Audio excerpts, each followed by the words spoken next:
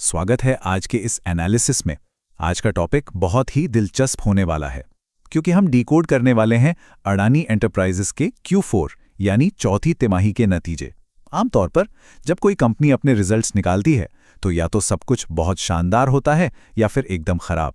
लेकिन इस बार जो नंबर्स सामने आए हैं वो काफ़ी पैराडॉक्सिकल हैं, मतलब विरोधाभासी हैं।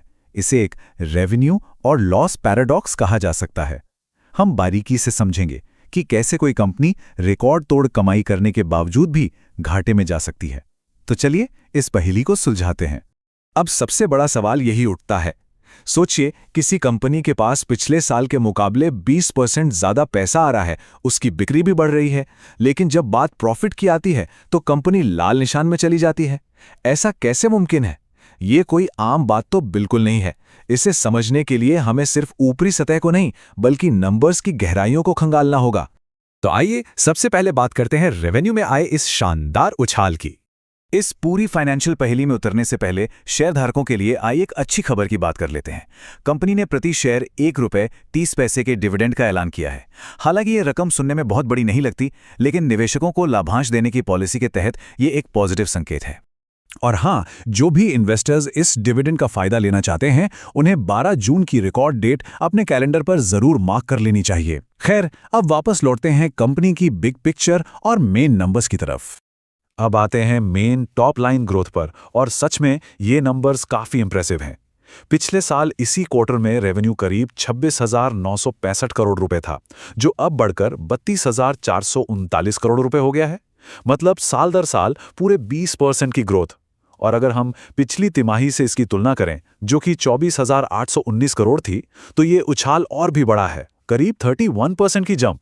ऊपर से देखने पर तो कंपनी एकदम तेज रफ्तार से आगे बढ़ती हुई ही लग रही है। लेकिन कहानी में असली ट्विस्ट यहीं से शुरू होता है। कमाई तो जबरदस्त हुई, पर यह सारा पैसा आखिर गया कहां? अगर रेवेन्यू 32,000 करोड़ के पार पहुंच गया है तो प्रॉफिट भी तो आसमान छूना चाहिए था, राइट? पर ऐसा हुआ नहीं। डेटा एकदम साफ दिखा रहा है कि रेवेन्यू में 20% की ग्रोथ तो हुई, पर साथ ही खर्चों में भी बिल्कुल 20% का ही उछाल आ गया। इस क्वार्टर में कुल खर्चे 32,458 करोड़ रुपए तक पहुंच गए। जरा इस बात पे गौर कीजिए, 32,439 करोड़ की कमाई और 32,458 करोड़ का खर्च, मतलब कंपनी ने जितना भी एक्स्ट्रा पैसा कमाया वो सब का सब एक्स्ट्रा खर्चों में बह गया। पर अचानक खर्चे इतने बढ़ क्यों गए? इसका सबसे बड़ा विलन है कच्चे माल की लागत, यानी कॉस्ट ऑफ मटेरियल्स। पिछले समय के मुकाबले इसमें 3 गुना से भी ज्यादा की बढ़ोतरी हुई है। अब जाहिर सी बात है, जब रॉ मटेरियल्स ही इतने महंगे हो जाएंगे तो ऑपरेशनल खर्चे बढ़ेंगे और रेवेन्यू बढ़ने का सारा फायदा तो वैसे ही खत्म हो जाएगा। और इसी के साथ हम पहुंचते हैं आज के सबसे बड़े पैराडॉक्स पे, मुनाफे से सीधे घाटे तक का सफर। अभी तक हमने देखा कि कमाई अच्छी थी, पर बेतहाशा खर्चों ने सारा खेल बिगाड़ दिया। इसका फाइनल रिजल्ट क्या निकला? -166 करोड़ रुपए। जी हां, 32,000 करोड़ से ज्यादा कमाने के बाद भी कंपनी को इस तिमाही में 166 करोड़ रुपए का शुद्ध घाटा हुआ है। इसकी गंभीरता को समझने के लिए बस इतना सोचिए, पिछली तिमाही में कंपनी ने 5,726 करोड़ रुपए का भारी भरकम प्रॉफिट कमाया था, और पिछले साल इसी वक्त 414 करोड़ का मुनाफा था। हजारों करोड़ के मुनाफे से सीधा घाटे में, वो भी तब जब आपकी बिक्री बढ़ रही हो। यह सचमुच एक बड़ा विरोधाभास है। अगर हम सारे अकाउंटिंग एडजस्टमेंट्स को थोड़ी देर के लिए किनारे कर दें और सिर्फ कोर ऑपरेटिंग प्रॉफिट को देखें तो तस्वीर और साफ हो जाती है। पिछले साल ये प्रॉफिट 1,313 करोड़ रुपए था, जो अब गिरकर सिर्फ 728 करोड़ रह गया है। सीधे सीधे 45% की गिरावट। ये दिखाता है कि कंपनी के कोर बिजनेस ऑपरेशंस के लेवल पर ही काफी कमजोरी है, क्योंकि खर्चों ने प्रॉफिट मार्जिन को पूरी तरह से निगल लिया है। अब यहां एक बड़ा सवाल आना लाजमी है। अगर ऑपरेटिंग प्रॉफिट इतना गिर गया है तो पिछली तिमाहियों का प्रॉफिट इतना विशाल कैसे था? आइए फाइनल नंबर्स का असली सच जानते हैं। यहीं आता है हमारा आहा मोमेंट। अगर हम एक्सेप्शनल आइटम्स के नंबर्स को समझें तो सब साफ हो जाएगा। एक्सेप्शनल आइटम्स वो वन टाइम एडजस्टमेंट्स होते हैं जो रोजमर्रा के बिजनेस का हिस्सा नहीं होते।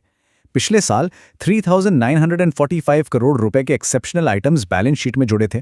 पिछली तिमाही में तो ये नंबर 5,632 करोड़ था। असल में यही वो चीज थी जिसने पिछले प्रॉफिट्स को इतना बड़ा बना दिया था। लेकिन इस Q4 क्वार्टर में यह आंकड़ा एकदम जीरो है। इस बार प्रॉफिट को सहारा देने के लिए कोई भी एक्सेप्शनल आइटम नहीं था और इसीलिए कंपनी की असली और कुछ हद तक कमजोर स्थिति पूरी तरह से खुलकर सामने आ गई। एक और काफी दिलचस्प चीज है टैक्स की अनोमली या कह लें टैक्स की विसंगति। कंपनी को 166 करोड़ का घाटा तो हुआ, लेकिन तब जब उनका टैक्स का बोझ इस बार काफी कम था।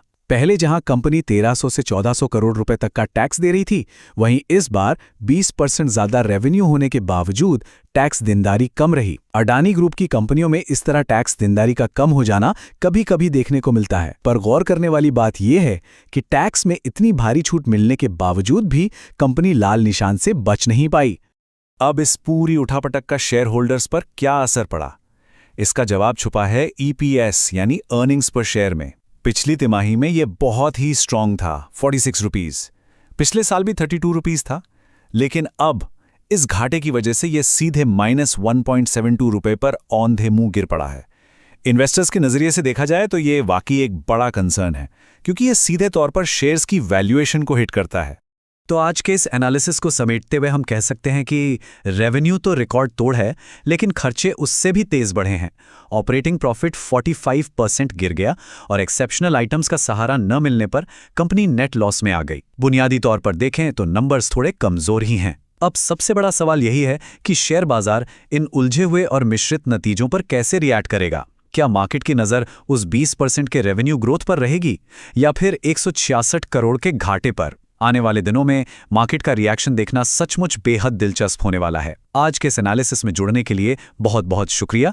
मिलते हैं अगली बार कुछ और नए और इंटरेस्टिंग डेटा के साथ।